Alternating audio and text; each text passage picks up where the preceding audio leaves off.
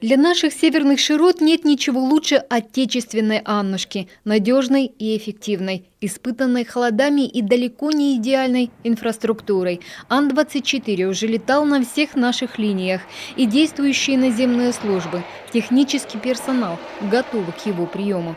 А это важно с точки зрения безопасности полетов и экономически эффективней, подчеркивает Владимир Уйба. 48 мест при 60% загрузке, хороший объем перевозок. Иностранные же самолеты, эмбраеры, которые были закуплены Коми-Авиатрансом несколько лет назад, не только не оправдали себя, но и буквально разорили компанию, считает исполняющий обязанности главы.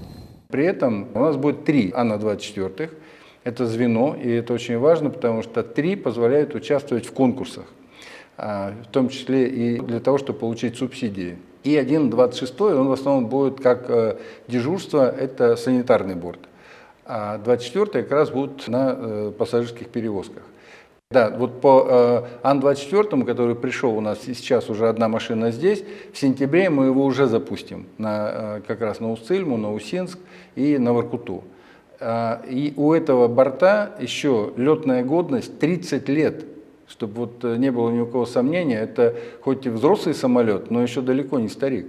А вот сельчан Усинского района волнует доступ к всемирной паутине и качественная мобильная связь.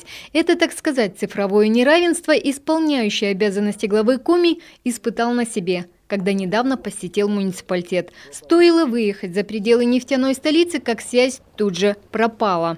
С 2021 года у нас это цифровое неравенство будет выровнено, и доступ будет осуществляться Wi-Fi в 6 населенных пунктах. Мы установим там современные базовые станции, они стандарта 450, то есть это очень хорошее покрытие, и обеспечим беспроводным широкополосным интернетом деревни Денисовка, Захарвань, село Мутный Материк, Щелябош, поселок Новик-Бош. То есть вот все эти населенные пункты, я их все проехал, и как раз вот все они будут под хорошим цифровым покрытием. Намерен Владимир Уйба продолжить в регионе борьбу с борщевиком. Разработанная Минсельхозом программа сегодня находится на согласовании в сопредельных ведомствах. В документе указаны все известные методы борьбы с ядовитым растением, но позиция главы – только физическое уничтожение, никакой химии, чтобы не навредить пчелам. Кроме того, если бороться с вредителем, то всем миром. У нас сегодня вы едете и видите, что около одного, допустим, населенного пункта видно, что он пытается подняться, а его уничтожают, да, его скашивают, его перепахивают. Да, зажимают совершенно. А около другого просто ему царство. Вот он царствует, владеет этой территорией. Мы будем как раз ужесточать меры против хозяев, потому что нельзя бороться с борщевиком в одном месте побороться, а в другом нет. Все новое – это хорошо забытое старое. Такое можно сказать о возвращении профподготовки в старшие классы школы республики. Представители советского поколения часто вспоминают, что при окончании альма-матер имели на руках права тракториста, дипломы повара, продавца. С нового учебного года эта замечательная практика вновь возродится. В 14 районах школьники 9-10 классов начнут проходить профессиональное образование по 15 профессиям.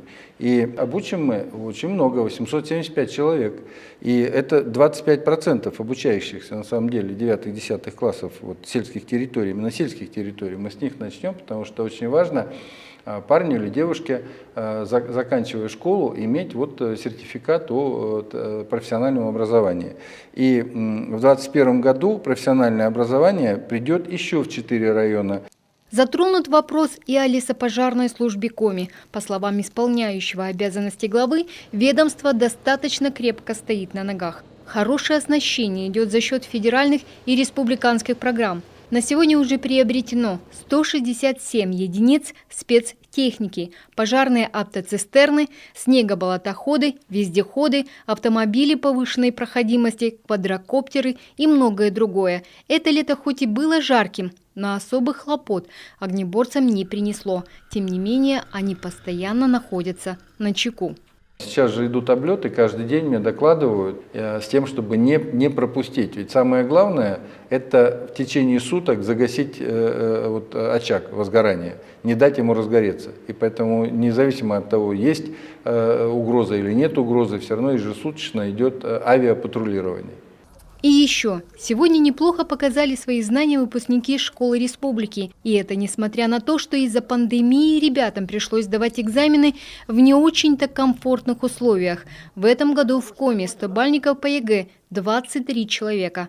Причем некоторые 100 баллов набрали сразу по нескольким предметам. Владимир Уйба напомнил, им от региона полагается по 50 тысяч рублей. Елена Кононова, телеканал Юрган.